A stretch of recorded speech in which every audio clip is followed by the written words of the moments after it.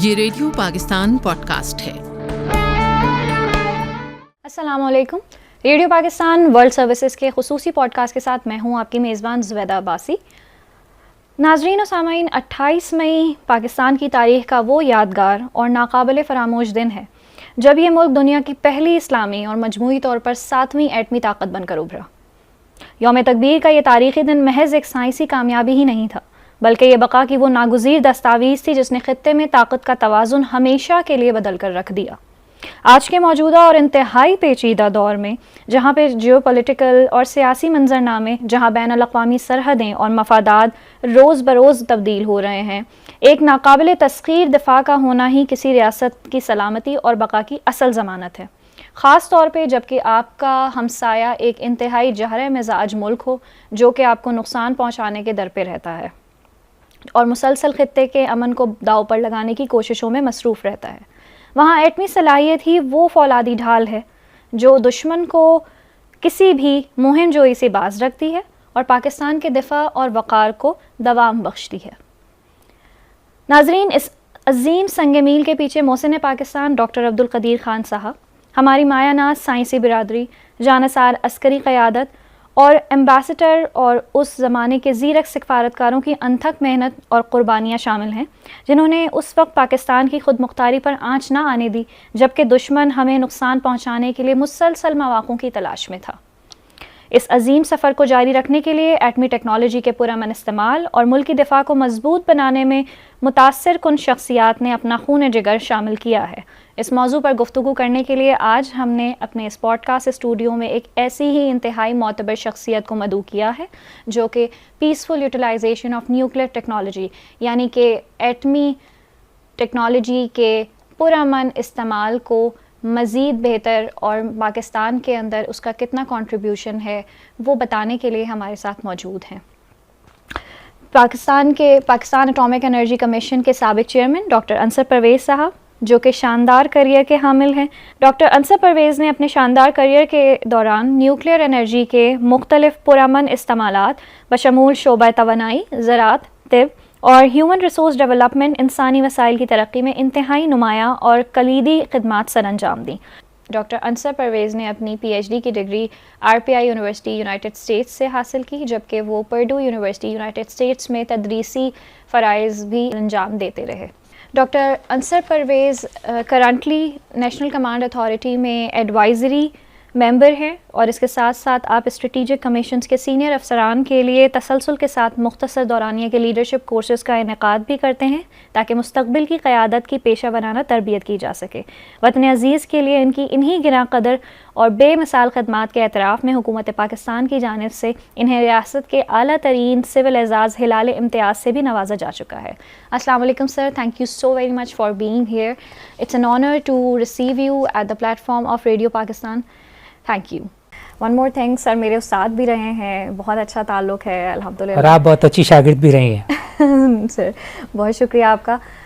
Sir, यौम तकबीर हमने प्रमाइज़ बताया कि हमने एक जारह मिजाज हमसाये से अपने आप को बचाने के लिए, अपनी बका की जंग लड़ने के लिए, हमारे लिए दिन बहुत अहम है और हमने इस ताकत को हासिल किया जिसके अंदर वाकई में बहुत सारे लोगों की बेइंतहा कुर्बानियाँ शामिल हैं, बहुत ज़्यादा उसके अंदर एफ़र्ट्स हैं। सर, एक तरफ हमारा जो है वो दिफा है जो कि न्यूक्लियर टेक्नोलॉजी के ज़रिए से हम उसको फोर्टिफाई कर रहे हैं मुस्तकिल मुसलसल, और एक तरफ है हमारा पुरअमन इस्तेमाल न्यूक्लियर टेक्नोलॉजी का। तो उसमें मैं जानना चाहूँगी आपको, पाकिस्तान चूँकि एक बहुत ज़िम्मेदार रियासत है, हमेशा से पाकिस्तान ने किसी भी सियासी मंजरनामे के अंदर अपने, और अगर अभी रिसेंटली देखा जाए पाकिस्तान की जितनी भी अचीवमेंट्स हैं, आपकी डिप्लोमेटिक अचीवमेंट्स हैं, जितनी भी हमारी आर्म्ड अचीवमेंट्स हैं अल्हम्दुलिल्लाह, उनके अंदर पाकिस्तान ने अपना एक नुमाया मुकाम बनाया और ये हमेशा से है। सर, आप किस तरह से बताना चाहेंगे कि पाकिस्तान एटॉमिक एनर्जी कमीशन अब किस किस शोबे के अंदर ऐसे क्या काम कर रहा है कि जो आवाम को बेसिकली फ़ायदा पहुंचा रहे हैं न्यूक्लियर टेक्नोलॉजी के ज़रिए? क्योंकि आवाम के दिलों में बहुत एक, जब वो न्यूक्लियर का नाम सुनते हैं तो उनके दिमाग में मिज़ाइल आ जाते हैं, उनके दिमाग में एक ऐसी तस्वीर आ जाती है जो कि बहुत नुकसानदेह है या जो कि बहुत तबाहकारी रखती है। तो आप इस पर किस तरह से बात स्टार्ट करेंगे? शुक्रिया ज़ुबैदा। पहले तो मैं इस गुफ्तगू का ना एक थोड़ा सा दिबाचा पेश सर। करना चाहता हूँ। वो ये कि आपको भी पता होगा, बहुत सारे सभी लोगों को पता है कि अमेरिका के जो प्रेसिडेंट थे आइजनहावर, सर। उन्होंने यूनाइटेड नेशन जनरल असेंबली में एक तकरीर की कि भाई अब हमें न्यूक्लियर टेक्नोलॉजी को पुरअमन मकासद के लिए इस्तेमाल करना चाहिए, जौहरी तबादला। बिल्कुल सर। तो चूँकि वो अमेरिका के सर थे, उन्होंने एक बात कही थी, तो उसके बाद इंटरनेशनल एटॉमिक एनर्जी एजेंसी बनी 1957 में, मेरे ख्याल में, अगर मुझे सही याद है तो उसी वक्त पाकिस्तान का फाउंडिंग मेंबर बन गया। तो इस एजेंसी का मकसद ही ये था कि एक तो जो भी जौहरी तवानाई है जिसमें ये शुआएँ शामिल हैं और जिसमें वो न्यूक्लियर फिशन शामिल थी, उसको इंसान की फलाह और बहबूद के लिए और बेहतरी के लिए इस्तेमाल किया जाए।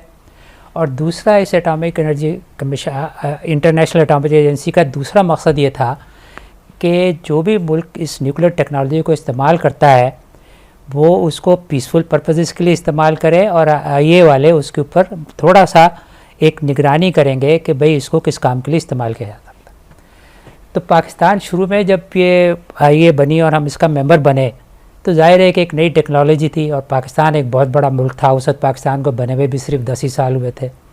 तो ये कोई फैशन के तौर पे हमने इसको नहीं लिया कि भाई न्यूक्लियर टेक्नोलॉजी को लेना है, बल्कि ज़रूरत थी हमारे लोगों को इन सारी चीज़ों से फ़ायदा उठाने की।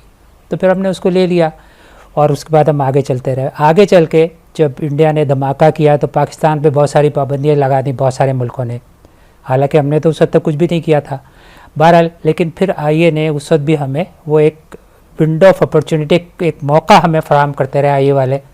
तो ये हुआ कि आहिस्ता आहिस्ता हमने उनकी ज़रिए से दुनिया के लोगों से बहुत सारी चीज़ें सिखाई, और अब तो खैर हम इस स्टेज के ऊपर हैं कि हम खुद वहाँ जाते हैं और उनके लोगों को, और जो तरक्की पजीर मुल्क हैं, उनको बताते हैं।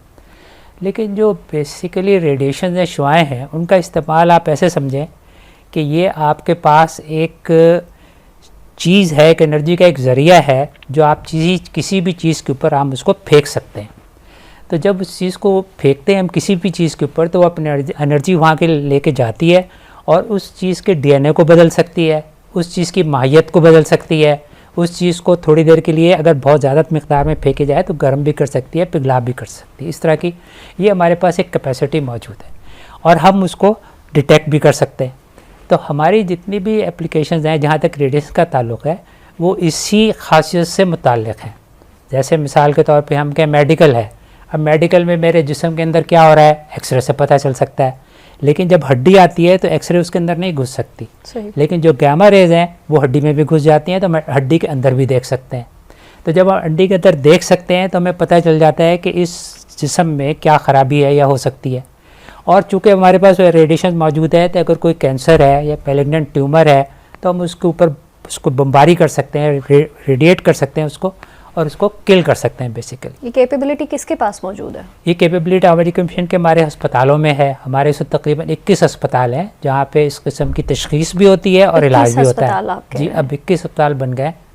शुरू तो एक से हुआ था 1960 में कराची से, फिर आहिस्ता आहिस्ता बढ़ते बढ़ते अब हमारे पास कुल 21 अस्पताल हैं। आखिरी जो भी हमारा बना है मुजफ्फराबाद में बनाया था अमेरिकन मिशन। कहाँ पे हैं ये अस्पताल? कुछ नाम आप अगर बता सकें, या फिर क्या होता है उन पहली बात तो ये कि अस्पताल कोशिश की थी कि सारे मुल्क में फैले हुए हों। बिल्कुल। तो कराची में 2 हैं, उसके बाद जामशोरों में है, लाड़काना में है, नवाब शाह में अगर है। आप बता सकें नाम पे मैं बाद में आऊँगा। मुल्तान पे है, लाहौर में 2 हैं, फैसलाबाद में है, बन्नू में है, डेरा इस्माइल खान में है, पेशावर में है, अब्टाबाद में है, और अभी मुजफ्फराबाद में बना है। राइट। नाम जो है ना, जिस भी रखने वाले ने रखे उन्हें बड़े खूबसूरत लड़कियों के नाम रखे, प्यारे प्यारे।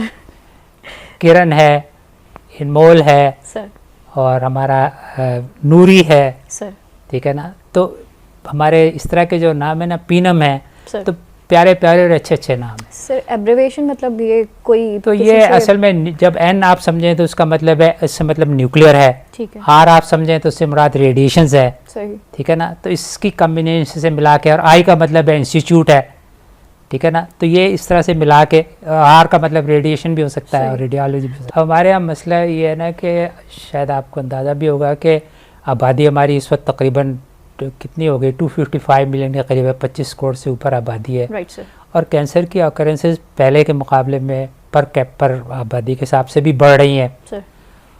तो और फिर ये है कि बहुत से लोग जल्दी आते भी नहीं हैं अस्पतालों में, सर लेकिन फिर भी हमारे अस्पतालों में जो तकरीबन एक साल में तकरीबन 10 लाख 1 मिलियन पेशेंट जो आते हैं, पेशेंट विजिट जिसको कहते हैं, राइट सर, और हाल साल तकरीबन मेरा ख्याल है कोई 40-50 हज़ार नए मरीज़ आते हैं। Right sir.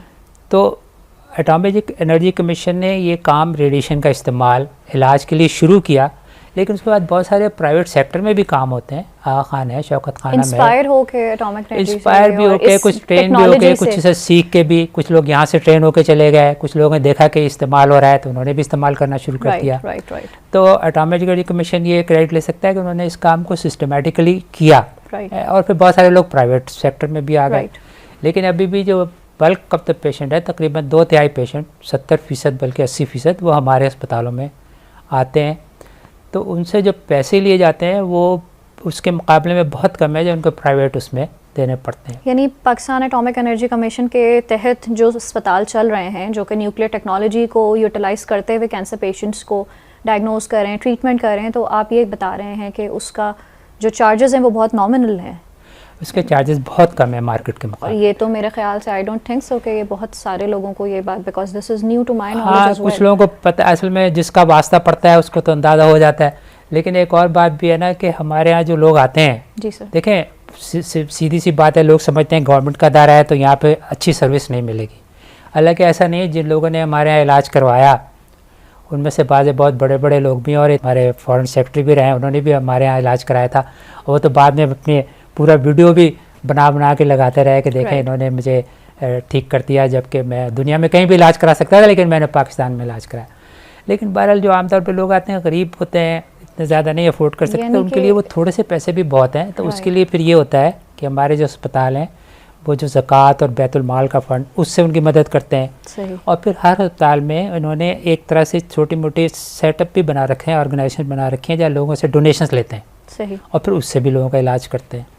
राइट। तो लेकिन जाहिर है कि जो कैंसर का मरीज़, और अब बदकिस्मती हमारी ये है कि हालांकि कुछ तो चलाते हैं, कैंपेन चलाते हैं लोगों को वाकिफ़ करने के लिए, ख़ासतौर पर ख़वातीन में ब्रेस्ट कैंसर बहुत ज़्यादा प्रेवलेंट है, मर्दों में ये थ्रोट का, गले का जो है पान छालिया और गुटखा खाने से। लेकिन लोग आते नहीं ना वक्त के, पर जब आते हैं तो बहुत देर हो चुकी होती है। फिर इलाज महंगा भी होता है, तकलीफ दे भी होता है, और बहुत दफ़ा उसका फ़ायदा भी नहीं होता। राइट। बट ये कोशिश आप अपनी लगातार कर सकते हैं। और ये है कि बेसिकली यूटिलाइजेशन जो है वो अच्छे तरीके से हो रही है, और एक प्लेटफॉर्म प्रोवाइड किया हुआ है। हाँ, एक प्लेटफॉर्म लोगों को मिला हुआ है। राइट। और इसको इस तरह से देखना चाहिए कि बहुत से मुल्क ऐसे हैं जिनके पास कोई ऐसा सेंटर नहीं, जिसका रेडियोथेरेपी की कोई मशीन भी नहीं है। अफ्रीका में बहुत सारे मुल्क, हमारे पड़ोस में भी हैं जिनके पास, उनके मरीज़ हमारे यहाँ आते हैं। तो मतलब ये जो काम शुरू किया एटॉमिक कमीशन ने, और जिसको बाकायदा उन्होंने इस्टेब्लिश कर लिया, तो ये एक तरह से लोगों की सर्विस है। कमेंडेबल। हाँ, और मैं समझता हूँ कि शायद सबसे बड़ा कारनामा, ये सबसे बड़ा काम जो खिदमत खल्क के हिसाब से और सोशो इकनॉमिक डेवलपमेंट के हिसाब से वो यही है। I agree sir. Coming back to the point sir which you have raised कि हमने जो है वो आइजनहोवर की उस स्पीच के बाद we became a founding member of IAEA's organisation, and हमने फिर जो है वो पहला कराची के अंदर ये सेटअप हमारा इस्टेब्लिश हुआ था।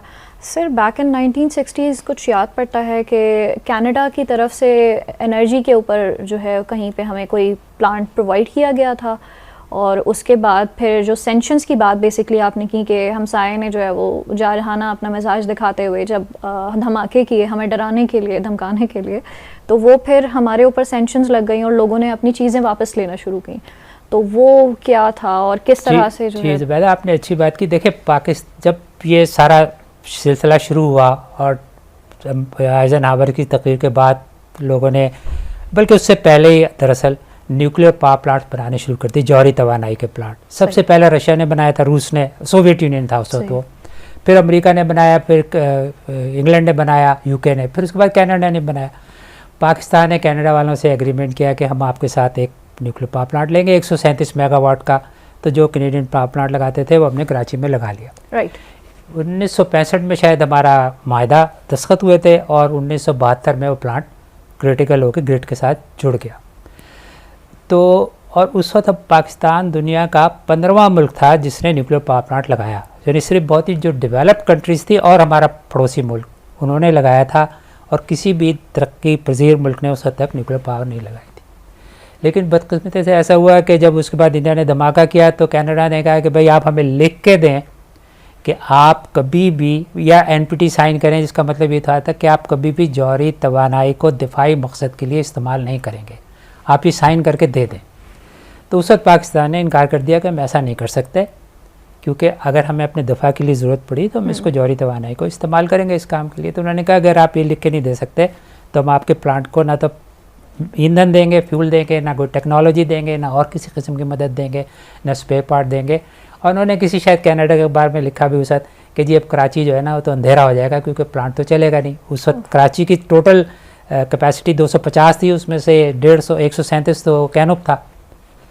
तो बहरहाल लेकिन फिर लोगों ने खुद अपने ज़ोर से एटॉमिक एनर्जी मिशन में उस ज़माने में उन्होंने सारे काम किए बारी बारी। तो एक तरह से तो हमें नुकसान हुआ क्योंकि कैनोप की परफॉर्मेंस और उसका कैपेसिटी फैक्टर इतना अच्छा नहीं था जितना कि होना चाहिए था, क्योंकि किसी वक्त हमारे पास पार्ट नहीं है, किसी वक्त हमारे पास फ्यूल नहीं है शुरू में, तो बहुत अरसा प्लांट बंद भी रहा जबकि चलना चाहिए था। लेकिन उसका फ़ायदा ये हुआ कि हमें बहुत सारी ऐसी चीज़ों का पता चला जो अगर कनाडा वाले हमें स्पून फीड करते रहते तो हमें पता नहीं चलता। हमने सब काम करने खुद सीखे अल्हम्दुलिल्लाह। तो वो फिर हमें आगे जाके अब जो हमने चाइनीज़ के साथ मिलकर प्लांट बनाए हैं वो हमारे बहुत काम आए वो सारी चीज़ें हमारी। So that you are basically saying कि कैंड्यूब जो था वो, और उसके बाद वो ट्रांसफॉर्म हुआ कैनप के अंदर, कराची न्यूक्लियर पावर प्लांट के अंदर, तो वो सारी की सारी इंडिजनाइजेशन थी जो कि हमारे इंजीनियर्स तो कनाडा वालों के साथ मिलकर बनाया गया था। लेकिन आपने अभी जैसे कहा चलाया हमने खुद, जो उसको जब उन्होंने अपनी सारी विड्रॉ कर ली, अपनी हाँ, सर्विसेज विड्रॉ कर ली, स्पेयर पार्ट्स और जो कुछ भी था वो सब कुछ अगर उन्होंने देना विड्रॉ कर लिया, फ्यूल प्रोवाइड करना, तो वो फिर एक तो ये है कि चाइनीज़ तो कॉपरेशन थी ही, लेकिन अदर देन दैट जो मैन पावर या हमारे इंजीनियर्स जो हैं, तो आप ये सजेस्ट कर रहे हैं कि वो सारी इंडिजनाइजेशन थी जो कि पाकिस्तानी इंजीनियर्स ने, एटॉमिक एनर्जी के इंजीनियर्स ने, लोगों ने, स्टाफ ने वो सब करके और उसको रन किया, और वही चीज़ है। Is this the same thing जो कि अभी भी हम लेके चला रहे हैं, उसको रन कर रहे हैं और वो अभी तक जो नेशनल ग्रिड के अंदर शामिल है? नहीं, कैनोप तो देखें 1972 में बना था और 2002 में उसके 30 साल डिज़ाइन लाइफ के पूरे हो गए थे सर। लेकिन उसके बाद भी हमने उसको 20 साल और चलाया, राइट। और उसके बाद 2022 में 50 साल पूरे करने के बाद फिर हम लोगों को 22 बाद बंद कर दिया कि अब आप और इससे बिजली नहीं बनाएंगे। राइट। और उसकी वजह ये भी थी कि उसके पास ही 1100 मेगावाट के प्लांट लग गए थे, तो 2200 में उसके 60, 70, 80 की इतनी अहमियत भी नहीं थी। तो हमने कहा कि चलो इसको छोड़ दो और सिर्फ इन प्लांट्स के ऊपर फोकस करो।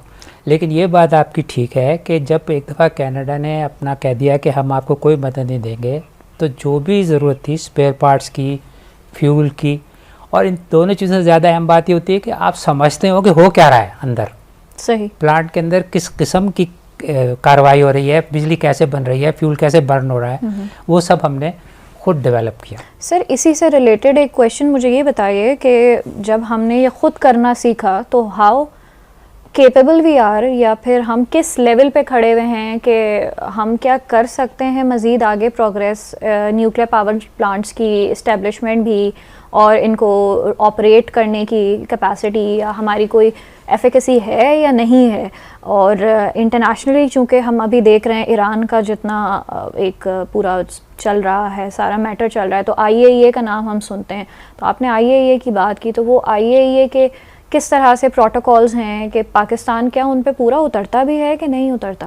पहले हम IAEA की बात करते हैं। सर देखिए, IAEA का हमारे साथ ये है कि हमारे जो भी सिविल फैसिलिटीज़ हैं, sir, civil nuclear power plants हैं या कोई और जगह जहाँ पे रेडिएशन इस्तेमाल होती हैं, जहाँ पे रेडियो एक्टिविटी का कोई जिक्र है, वो सारे के सारे IAEA के सेफ गार्ड में। सर, और ये बड़ा हमारा उनके साथ एक बहुत अच्छा अरेंजमेंट चल रहा है शुरू से। उनको हमसे कभी कोई शिकायत नहीं हुई और हमने उनको कभी शिकायत का मौका नहीं दिया।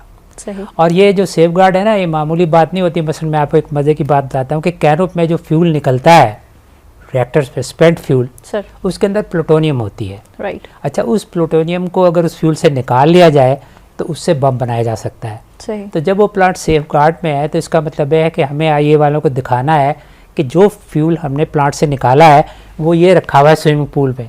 सही। तो हर 2 महीने के बाद उनकी टीम आती है आती थी, अब तो खैर प्लांट बंद हो गया, और वो देखती थी कि हाँ ये सारे फ्यूल अपनी जगह रखे हुए हैं कि नहीं रखे हुए, फ्यूल बंडल। राइट। तो इस सिलसिला चलता रहता, और हर 15 मिनट के बाद एक कैमरा तस्वीर लेता था सही उसकी, हर 15 मिनट का क्लिक करता था कि भाई कोई मूवमेंट हो रही है तो फिर क्या हो, कोई पता चल जाएगा उनको। जब वो आते थे 2 महीने के बाद, फिर वो कैमरे की फिल्म, उस वक्त तो शायद मेरे ख्याल में शुरू में तो ये डिजिटल नहीं था, जी तो डेवलप करते होंगे, फिर बाद में डिजिटल हो गया आहिस्ता आहिस्ता, बट एनीवे। तो ऐसा हुआ कि मेरे ख्याल में शायद ये 80s की बात है कि उस बिल्डिंग में पेंट होने लगा, तो हमारे जो एक वर्कर था ना, उसने उसके ऊपर कैमरे पे कपड़ा डाल दिया। अच्छा। और एक दिन उस पर कपड़ा पड़ा रहा। खैर बाद में पता चला लोगों को, तो उन्होंने कपड़ा हटा दिया। अब जब वो आई वाले ने देखा, उन्होंने कहा जी एक दिन तो आपने इसके ऊपर कपड़ा डाले, हमें नहीं पता आपने क्या किया इसमें। तो हमने कहा कि आप गिन लें जो बंडल पड़े हुए। उन्होंने कहा नहीं ये सिर्फ काफ़ी नहीं है, हम ये भी देखेंगे कि ये बंडल आपने डमी तो नहीं रख दिए, ये वही बंडल हैं जो न्यूक्लियर पावर प्लांट से निकल के आए थे, ये वही बंडल है जिसमें से रेडिएशन निकलती है। और उसके लिए उन्होंने पूरे 1 साल का प्रोजेक्ट किया, और हमने भी उनके साथ कोऑपरेशन की कि पानी में नीचे जाके वो देखें कि बंडल असली है कि नहीं। तो मतलब ये कि हमारा जितना भी सिविल न्यूक्लियर प्रोग्राम है वो बिल्कुल आई के सेफ गार्ड में, उसमें कोई मसला नहीं होता। और दूसरी बात यह है कि जो प्लांट्स अभी हमारे हैं, जो चाइना के साथ मिलकर बनाए हुए हैं, 2 कराची में और 4 चश्मा में, उनकी पूरी मेंटेनेंस हमारे ज़िम्मे है। उनका पूरा ऑपरेशन एटॉमिक एनर्जी में खुद करती है। और अब तो उसका फ्यूल तो चाइना से आता है, फ्यूल लोडिंग हम खुद करते हैं, तो वो तकरीबन सारा अपने उसके ऊपर ही चल रहा है काम। राइट। और इसी तरह से सर्न के साथ भी हमारी कोई कोलैबोरेशन है। कई दफ़ा आर्टिकल्स जब हम पढ़ रहे होते हैं तो उसके साथ हम देखते हैं कि पाकिस्तान एटॉमिक एनर्जी कमीशन का नाम मैंने देखा सर्न के साथ आया, वो क्या चीज़ है? अच्छा देखिए, सर्न जो है ना, उन्होंने यूरोप में एक्चुअली फ्रांस और स्विट्ज़रलैंड के बॉर्डर के ऊपर उन्होंने एक बहुत बड़ी लैब बनाई, जो तकरीबन पता नहीं 70 साल तो हो गए उसको बनाए हुए। सही। वो यूरोप का फ़ख्र है, यूरोप का प्राइड है। उसमें वो कहते हैं कि यूरोप की सबसे बड़ी लेबॉर्ट्री है और सबसे बड़े उसके अंदर एक्सीलरेटर लगा हुआ है। उसके अंदर 26 किलोमीटर की एक टनल है। उस टनल के अंदर जो है ना, वो आप समझें हाइड्रॉन, जिनको प्रोटॉन्स ही होते हैं, समझें आप, सबसे छोटा जो पॉजिटिव चार्ज पार्टिकल होता है, उनको एक्सीलरेट करते हैं, उनको आपस में टकराते हैं। और मतलब सारी एक्सरसाइज का सर्न का ये है कि वो देखें कि दुनिया जब बनी थी ना, तो सिर्फ एनर्जी थी, और इस एनर्जी से फिर आहिस्ता आहिस्ता पार्टिकल्स बने। तो वो उस पार्टिकल को रिक्रिएट करने की कोशिश कर रहे हैं जो दुनिया में सबसे पहले बना था यूनिवर्स में। राइट। तो ये तो साइंस का काम है, ज़ाहिर इससे तो हमें दिलचस्पी तो है, लेकिन ये हमारे उससे बाहर है, मतलब हमारे लोगों के प्रॉब्लम तो सॉल्व नहीं कर सकता। बिल्कुल ऐसे है। लेकिन उनकी जो टेक्नोलॉजीज़ हैं, जिस तरह से वो लोग टेम्परेचर ठंडा और गर्म इस्तेमाल करते हैं, जिस तरह से वो मैग्नेट्स इस्तेमाल करते हैं, जिस तरह से वो डिटेक्शन करते हैं सारे पार्टिकल्स की, और जिस तरह से वो मटेरियल्स बनाते हैं, जिस तरह से चीज़ें बनाते हैं, lot of interest in that. और उसमें बहुत सारी चीज़ें पाकिस्तान ने भी बनाई हैं। Really? तो therefore we became a partner with them. हम उनके एसोसिएट मेंबर हैं अब बाकायदा। As a matter of fact मैंने ही सारी उनके साथ बातचीत की थी कि हम उनके एसोसिएट में बने। वो आए थे पाकिस्तान देखने के लिए कि क्या हम इस काबिल भी हैं कि उनके लिए कुछ कर सके। तो फिर हमने उनको सारे पाकिस्तान का दौरा भी कराया था, अपनी फैसिलिटीज़ दिखाई थी, एंड फाइनली दे सेड कि ठीक है आप मेंबर बन जाएं। तो एक बहुत बड़ी, तो इसके 2-3 फ़ायदे। एक तो ये कि आप टेक्नोलॉजी सीख रहे हैं, राइट। एक ये कि आप उनको चीज़ें बाकायदा बना के देते हैं अभी भी, you can earn some money out of it. Pakistan ये करते हैं। और तीसरी बात ये है कि आपका दुनिया में एक फेस है, सॉफ्ट फेस, कि ये पाकिस्तानी है, ये सर्न में काम कर रहे हैं, ये इतना अच्छा काम कर रहे हैं, तो इससे पाकिस्तान का एक इमेज बनता है। Very nice sir, very nice. बिजली की बात कर रहे हैं सर, इससे पहले कैनप की बात हो रही थी, चेशनप की बात आपने की। ये जो हमारी न्यूक्लियर टेक्नोलॉजी को यूज़ करते हुए हमारे रिएक्टर्स हैं और हम जो बिजली बना रहे हैं, नेशनल ग्रिड के अंदर इनका कितना परसेंटेज है और ये किस तरह की मतलब बिजली होती है? क्योंकि देखें जब सर्दियां होती हैं तो हमने देखा है कि वहाँ पानी कम हो जाता है क्योंकि दरियाओं में, तो फिर वहाँ पे जो है एक इशू होता है बनने का, जो है हाइड्रो पावर जो है उसका इशू होता है जनरेशन का। देन फिर गर्मियों में हमारा हमसाया जो है वो जारहियत के नित नए मुजाहरे करते हुए जो है पानी रोक लिया या कभी ज़्यादा सैलाब आ गया इस तरह से, तो वो फिर एक और उसके अंदर चीज़ है कि क्लाइमेट चेंज तो चलिए अभी आया, लेकिन वो हमेशा से करता हुआ आ रहा है कि दरियाओं का पानी रोक लेना, तो जिसकी वजह से एनर्जी की जनरेशन के ऊपर फ़र्क पड़ता है और वो फ़र्क पड़ते पड़ते फिर वो पाकिस्तान की इंडस्ट्रीज़ के ऊपर और हाउस होल्ड्स के ऊपर काफ़ी ज़्यादा इम्पैक्ट आता है। तो ये जो आप बता रहे हैं कि कैनप के थ्रू या चैशनप के थ्रू जो इलेक्ट्रिसिटी जनरेशन न्यूक्लियर कह लेना, जी न्यूक्लियर इलेक्ट्रिसिटी जो न्यूक्लियर एनर्जी जो क्रिएट हो रही है, जनरेट हो रही है, तो ये क्या इम्पैक्ट होती है किसी भी तरह से, या क्या इसका सिनेरियो है? अरे देखिए, न्यूक्लियर के जो फ़ायदे हैं उसमें एक सबसे बड़ा फ़ायदा ये है कि ये कोई पोल्यूशन नहीं फैलाता। सही। अच्छा, उसके अलावा इसमें से कोई CO2 नहीं निकलती जो कि ग्रीन हाउस इफेक्ट पैदा करती है और जिसकी वजह से क्लाइमेट चेंज जो है वो हो रही है। अच्छा। तो ये तो एक बहुत बड़े दो न्यूक्लियर के प्लस हैं। राइट। और इसको चूँकि सीज़न से कोई मतलब नहीं है, गर्मी हो या सर्दी हो तो चलता रहता है। हाइड्रो तो ज़ाहिर है कि पानी के ऊपर चलता है। और एक बात मैं आपको और भी यहाँ पे बताना चाहता हूँ कि हाइड्रो जो है ना किसी मुल्क में जो बनाता है सर, तो उसका असल मकसद और पाकिस्तान में वो उस पानी की मैनेजमेंट है, ताकि हमारी फसलों को किस वक्त पानी चाहिए आप डैम में जमा कर लें और जब फसलों को चाहिए उस वक्त उसको छोड़ें। ठीक से। जब उस पानी को ऊपर से छोड़ते हैं तो उससे बिजली बना लेते हैं। असल मकसद जो है सिर्फ बिजली बनाना नहीं होता उनसे, ये हमारी एग्रीकल्चर की प्रोटेक्शन जो है ना वो भी उसमें शामिल होती है। ठीक। लेकिन दूसरी बात ये भी हमें समझनी चाहिए कि दुनिया में कोई ऐसी चीज़ नहीं जिसको फ्री लंच कहते हैं। सही। जो भी काम हम करेंगे दुनिया में उससे कहीं ना कहीं कोई ना कोई चीज़ मुतासिर होगी। तो न्यूक्लियर का जो एक बड़ा जो चीज़ उसके साथ वाबस्ता है वो ये है कि जब न्यूक्लियर पावर प्लांट चलता है और बिजली बनती है तो रेडियो एक्टिव मटेरियल बनता है और उसमें से रेडिएशन निकलती है। सही। उसके अगेंस्ट प्रोटेक्शन करना जो है वो बहुत लाजिम है। अगर वो आप नहीं करेंगे तो एनवायरनमेंट को मुतासिर कर सकता है, लोगों को मुतासिर कर सकता है। राइट। तो जितने न्यूक्लियर पावर प्लांट होते हैं उसके अंदर इस बात की ज़मानत दी जाती है कि उसमें से कोई रेडिएशन बाहर नहीं आएगी और नहीं आती। लेकिन इसके लिए सिर्फ ज़बानी बात नहीं होती बल्कि हम खुद सारे डिटेक्टर्स लगाते हैं। मसलन अगर हमारा एक न्यूक्लियर प्लांट यहाँ है तो उसमें तो डिटेक्टर लगा हुआ ही है, हम शहर में भी जाके कई जगह पे लगाते हैं कि कोई असर तो नहीं आ रहा। और फिर पाकिस्तान में एक रेगुलेटरी अथॉरिटी है, उसको हमें बिल्कुल कायल करना होता है कि इस किस्म की कोई रेडिएशन बाहर नहीं जा रही, ना सिर्फ नहीं जा रही बल्कि जा भी नहीं सकती। राइट। एक्सीडेंट हो जाए तो तब भी इतनी रेडिएशन बाहर नहीं जाएंगी जो लोगों के लिए ख़तरे का बायस हो। और अगर कहीं पे ऐसी जनरेशन जाएंगे तो वहाँ पे हम उसको पूरी तरह से मैनेज कर सकते हैं। यानी आइए, ये तो इंटरनेशनल लेवल पे है, लेकिन पाकिस्तान के अंदर पाकिस्तान न्यूक्लियर रेगुलेटरी अथॉरिटी भी मौजूद है। जो आईए का रोल जो है ना वो ये है कि नंबर एक सेफ गार्ड में तो उसका एक मैंडेटरी रोल है। राइट। सेफ्टी में उनका एडवाइजरी रोल है। सही। वो आपको मशवरा देते हैं, ठीक है, वो आपको अपना राय दे देंगे, वो आपको कोई रेगुलेशन की किताब छाप के दे देंगे कि ये करो। सही। लेकिन वो हमारे पे पाबंद नहीं कर सकते। पाबंद जो है वो PNRA करता है, रेगुलेटरी अथॉरिटी। राइट। वो कहता है कि ऐसे करो और ऐसे ना करो। वो चाहे तो प्लांट बंद भी करा सकते हैं। राइट। आपने फसलों की बात की कि पानी हमें बेसिकली मैनेज करना होता है अपनी फसलों के लिए, एंड गिवन के food security is a eminent issue right now global warming के बाद भी, और कॉन्स्टेंटली जो है चैलेंजेस हमें फेस करने पड़ रहे हैं। पाकिस्तान के तनाजुर में आप क्या देखते हैं कि ये न्यूक्लियर टेक्नोलॉजी ने, जैसे आपने दो मेंशन किए, हेल्थ मेंशन की, आपने एनर्जी सेक्टर को मेंशन किया, तो क्या एग्रीकल्चर सेक्टर के अंदर भी कहीं पे कोई कंट्रीब्यूशन है, या किसी और फूड सेक्टर में बेसिकली फूड सेफ्टी या कहीं पे कोई और चीज़ है मौजूद हमारे पास? मतलब एक थोड़ी सी फूड प्रिजर्वेशन में तो एक डायरेक्ट वो है ना कि जैसे जो भी फल होते हैं उसके बैक्टीरिया होता है उसके अंदर कोई, तो अगर आप रेडिएशंस थोड़ी सी मकदार रेडिएशंस की इस्तेमाल करें और उस बैक्टीरिया को किल कर दें तो फिर वो बैक्टीरिया जो है वो उस फल को गलने सड़ने से रोक लेगा। यानी न्यूक्लियर टेक्नोलॉजी की मतलब एप्लीकेशन समझ लें, क्योंकि आपके पास ये सलाहियत है कि आप उसको गैमा रेज से बम्बार्ड कर सकते हैं, तो उसके अंदर जो बैक्टीरिया होगा वो सारा मर जाएगा। और जिस क्वांटिटी ऑफ गैमा रेज जो आप उसे डालते हैं, इट इंश्योर्स कि उसके प्रोडक्ट पे, फूड के जायके पे और किसी चीज़ पे कोई असर नहीं होगा। राइट। बैक्टीरिया मर जाएगा। उसमें फ़ायदा ये होता है कि अगर आप उसको एक्सपोर्ट करें तो फिर आप उसको वो ख़राब नहीं होगा। अच्छा। लेकिन ये सिर्फ एक सहूलत नहीं है बल्कि ये एक ज़रूरत है। फॉर एग्जाम्पल अगर मिसाल के तौर पे अगर आप अमेरिका एक्सपोर्ट करना चाहते हैं, इवन अगर आप UAE भी करना चाहते हैं, यूरोप करना चाहते हैं, तो कहते हैं कि आप इसको पहले रेडिएशन से स्टरलाइज करें।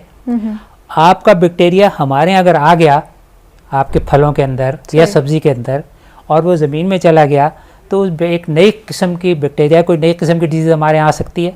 राइट। वो कहते हैं हम अलाउ नहीं करेंगे कि कोई लिविंग ऑर्गेनिज्म जो है ना वो हमारे यहाँ इस तरह से दाखिल हो। राइट। तो उसके एक तो ये है। दूसरी बात ये कि जब फसलें होती हैं उसमें हम चाहते हैं कि वो कम पानी से निकल आए, इंसेक्ट रेजिस्टेंट हो, जी, जी। जल्दी उगें, उनका फल बड़ा हो, जो भी है। तो आम जो भी लोग उगा रहे हैं सदियों से वो तो है।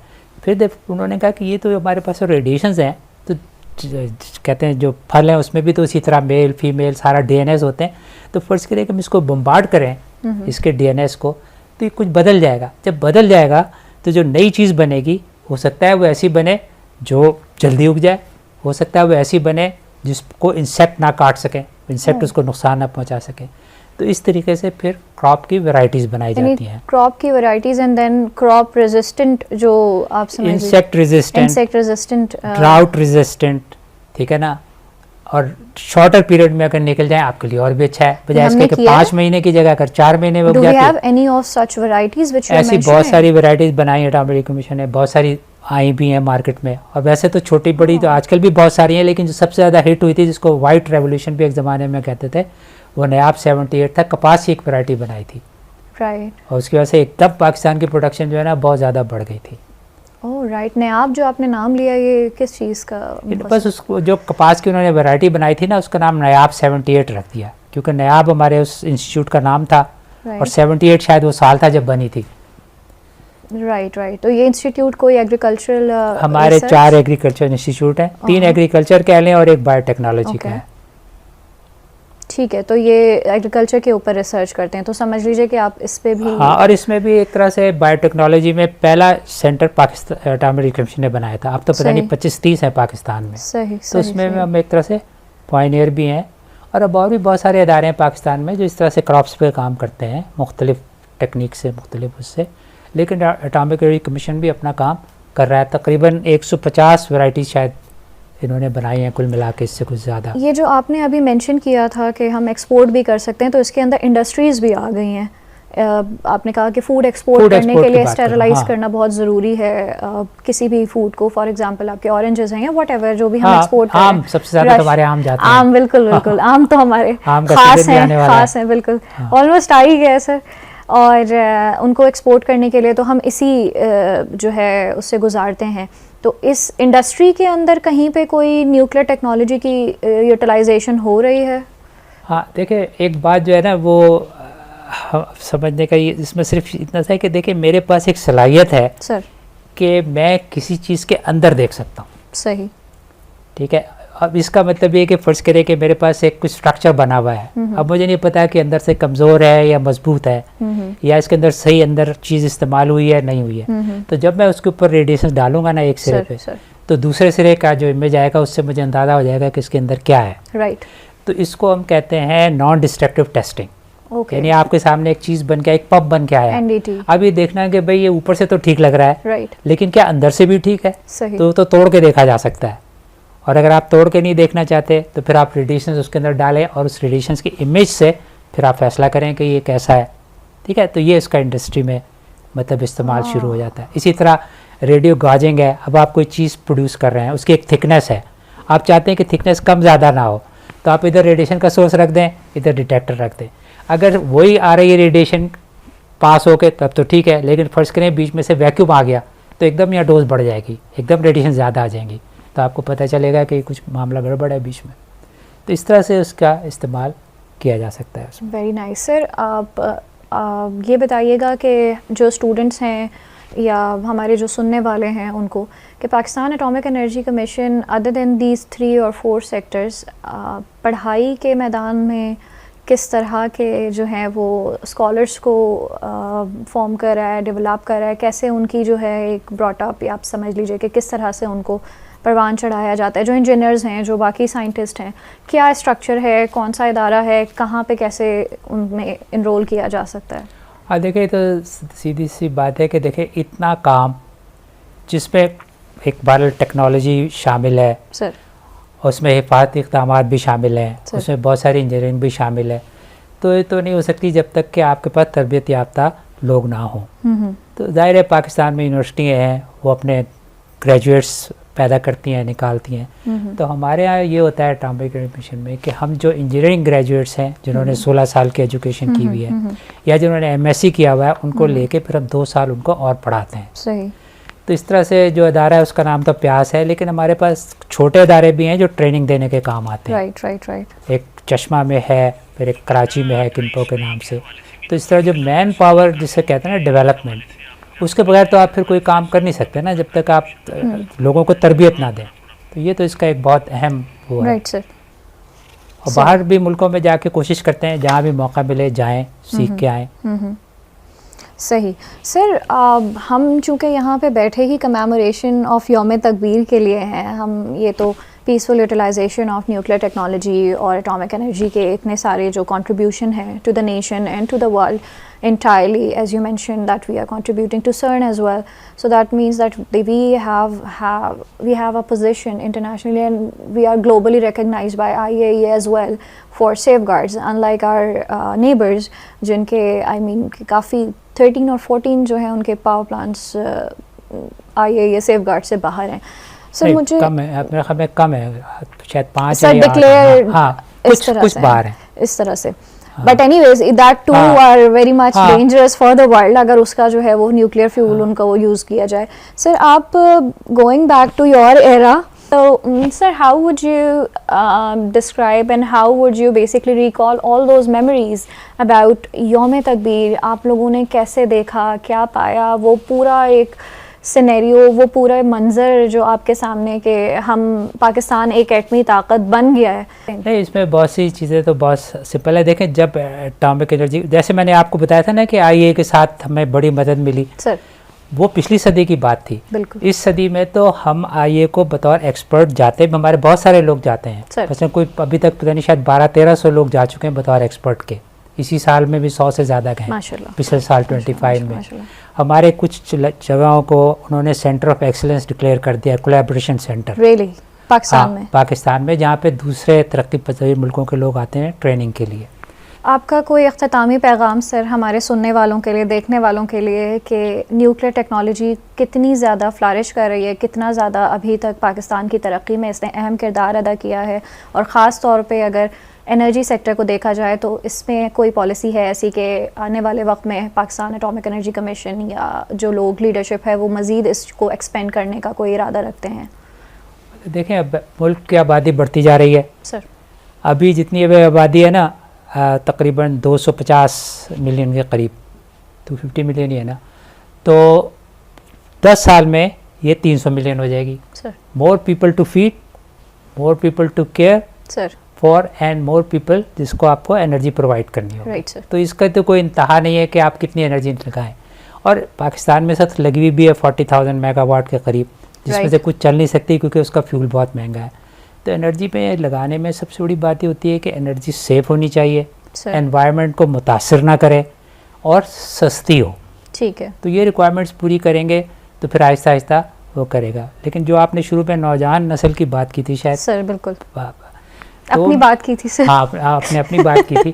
तो मैं अपनी बात पहले करता हूँ कि मैं कभी भी एक पिछले दिनों मेरे एक मौका भी मिला था आप ही की तरह यंग लोगों से बात करने का। तो मैंने कहा कि हम लोग तो आपके मुकाबले में बहुत खुशकिस्मत थे कि भाई क्या, तो एक किताब पढ़ ली, 2 किताबें पढ़ ली, लाइब्रेरी चले गए और पढ़ लिया, हम समझे कि हाँ ठीक है हम बन गए। अब चैलेंजेस बहुत ज़्यादा हैं सर। इतना नॉलेज मौजूद है इंटरनेट के ऊपर सर, इतनी चीज़ें आपको चैट जीपीटी खुद ब खुद बता देता है, एआई के सिस्टम्स हैं। और फिर एआई जैसे फैल रहा है अभी, फिर आप देखें अब जो साइबर अटैक्स हैं, साइबर सिक्योरिटी है, ठीक है ना। पहले तो हमें जानते ही नहीं थे हमें क्या चीज़ होती है। अब फिजिकली आप सब कुछ ठीक है, लेकिन you are still vulnerable because हमें नहीं पता कि हमें कौन देख रहा है, हमें कौन सुन रहा है। आई होप कि हमारे जो न्यूक्लियर पावर प्लांट्स हैं जो ऑपरेशन हो रहे हैं वहाँ पे वो इस चीज़ से बिल्कुल महफूज हों। नहीं, पूरी कोशिश की जाती है कि वो इस तरह से वल्नरेबल ना रहे, उनके ऊपर हमला ना हो। लेकिन जैसे मैं कह रहा हूँ ना कि हमें कौन देख रहा है, कौन सुन रहा है, ये चीज़ आहिस्ता आहिस्ता बहुत तेज़ी से आगे बढ़ती चली जा रही है। तो our new generation has to be very cautious. और उन्हें बहुत ज़्यादा चैलेंजेस हैं, अपॉर्चुनिटीज़ हैं because is lot of knowledge, लेकिन चैलेंजेस भी बहुत ज़्यादा हैं कि उनके जो मुखालिफ हैं या उनके जो कंपिटिटर्स हैं उनके पास भी वही नॉलेज है। सही। तो अगर वो अपने आप को तैयार नहीं रखेंगे, अगर वो अपने आप को तैयार नहीं करेंगे, अगर वो ये नहीं समझेंगे कि आज मुझे क्या पता होना चाहिए, तो दूसरा आदमी तो सीख लेगा और उनको फारिग कर देगा। राइट सर, बस ये बात। विद दिस सर आई से थैंक यू बहुत बहुत शुक्रिया कि आप यहाँ आए, आपने हमें इज़्ज़त मुझे भी बड़ा बख्शी, अच्छा लगा, रेडियो बहुत मज़ा पाकिस्तान आया। को आपने इज़्ज़त बख्शी। It's an honour for us to host you and we look forward to have you more and more here to disseminate more knowledge about peaceful utilization of nuclear technology and in general about nuclear technology for the people of Pakistan, and the contribution which have been done by PAC specifically and by other organizations as well. I am very very thankful, sir. और मेरे पास शायद अल्फाज की कमी हो इस शुक्रिया को या फिर इस जेस्टर को ज़ाहिर करने के लिए।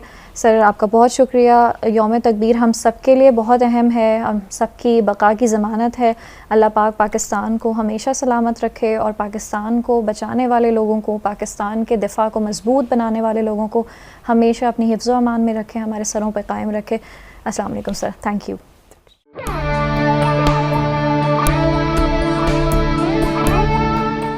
ये रेडियो पाकिस्तान पॉडकास्ट है।